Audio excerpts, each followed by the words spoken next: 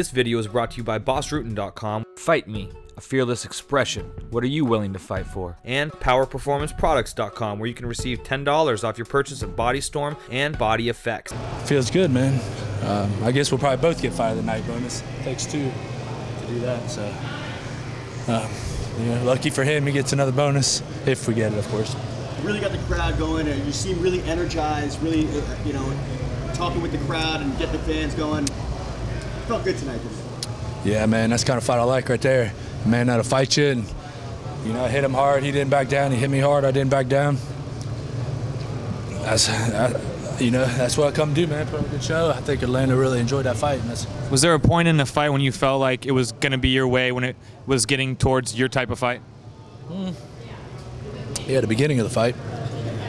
I felt that way going in. It's actually, that fight actually went a lot like I seen it in my mind, like I expected. I know he's a quick guy, a lot of striking, so I figured, I'm probably going to get punched up a couple times. The whole plan was, he punches, I walk forward. He punches again, I walk forward again. That kind of guy where, like where Stidgen, the last guy he knocked out, made a mistake was he got punched and he backed up. You can't do that with that guy. You got to... Whoa. How satisfying was it? He was getting a ton of press coming into this fight, and you as a veteran guy, how satisfying is it to get a victory over a guy that was really getting all the press coming in? I didn't really care about that, man. I feel like I've never really got much press compared to my opponents, honestly, so whatever, I don't care.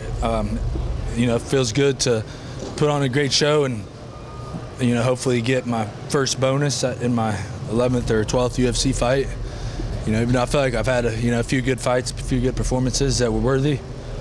Hopefully, fingers crossed, Dana, if you're listening, please, my kids need that bonus. You landed some strikes on you. Were you rocked at all? Yeah, I think I was knocked out twice. Second round? Yeah, I remember one time I was completely flashed, completely knocked out. And I was, and I remember, because I was like, I must have turned my back to him when I was knocked out, because, I woke up and, he's like over here. I was like, oh no, this is not a good place to be with him. So, yeah. Matt, talk about his movement. Do you feel like the pace he has to set, constantly being in motion, do you think that contributed to his lack of his gastric issues in the third round? Obviously, hitting him in the face hurts too, but the movement, was that a big problem for him? Honestly, he didn't move nearly as much as I thought he would.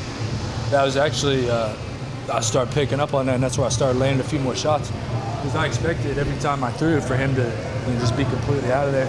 And I started realizing, I was getting closer and closer to him. All I had to do was just commit a little bit more, and I started landing a couple more shots. And when I did that, Man, you said before the fight you did find out tonight whether Wonder Boy was more hyper reality. How would you rate him after facing him? It's a lot of reality, but he had a lot of hype. You know what I mean? But he's real, man. He's a good fighter. And were you surprised he was able to take the shots that you gave him?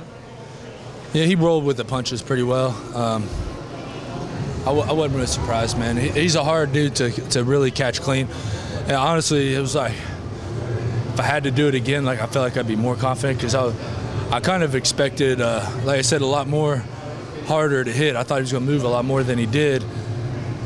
So I wasn't, quite as, a lot of my shots I was trying to feint and, just to get in closer. And I started realizing, I don't have to feint, I can just punch him. Yeah, it looked like you were a little tentative in the first as far as the strike. It looked like you want to get in close, get him down and push for it. Of course, you got the takedown in the first.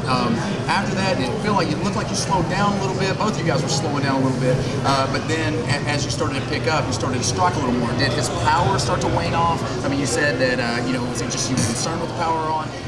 How did the fight change, as far as how he moved and how he did throughout the fight? No, actually, his power was pretty good throughout the whole fight. It was just a matter of, you watch his fights and you hear all the hype about him, you can't help but kind of be like, man, what's this freaking guy going to do? You know what I mean? And I see, watching his kickboxing matches and stuff, and hearing GSP say he's the greatest striker ever, blah blah. In my mind, I'm like, man, he's going to be spinning and jumping and Bruce Lee and Chuck Norris and you know what I mean? And so I'm kind of like, okay, what's this freaking guy going to do? And then finally I was like, it don't matter what he's going to do. He's still got to find a way to punch him. You think the early takedown kind of got him scared to throw those kicks that he got the last knockout with? I hope it did. I mean, that was kind of the goal. It wasn't so much like to take him down, hold him down the whole fight, because I thought he would actually be able to get up a little better than he did. I'm not actually that good. You know, I don't want to tell my future opponents, but whatever.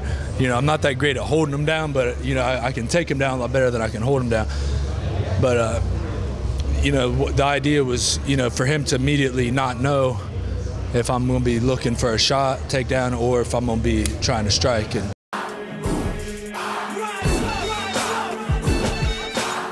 Godspeed and party on.